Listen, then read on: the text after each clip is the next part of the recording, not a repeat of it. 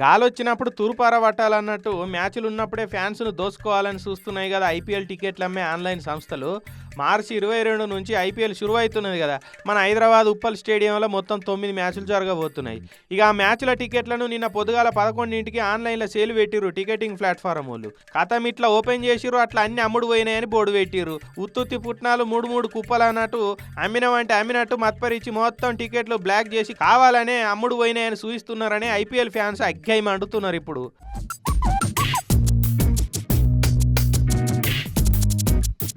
ముఖ్యంగా ఎక్కువ మంది కొనే 750 1550 రూపాయల టికెట్లనే బాగా బ్లాక్ చేసి అమ్ముకుంటున్నారు అని ఫ్యాన్స్ గరం అవుతున్నారు. దీంతో ఐపీఎల్ మ్యాచ్లు అగ్గో టికెట్ తోటి చూడాలన్న ఫ్యాన్స్ల ఆశలు ఆవిరైపోయినాయి. పాపం అగ్గో ధరల టికెట్లు అమ్ముడైపోయినాయి అని పెట్టి 5000 10,000 30,000 50,000 టికెట్లే ఉన్నాయని ఆన్లైన్లో చూపిస్తున్నారు. గన్ని పైసలు పెట్టి టికెట్లు కొనాలంటే మామూలుతో ఏడైతుంది. ఈసారికి ఇంట్లోనే చూద్దామని సాలించుకుంటున్నారు. ఇక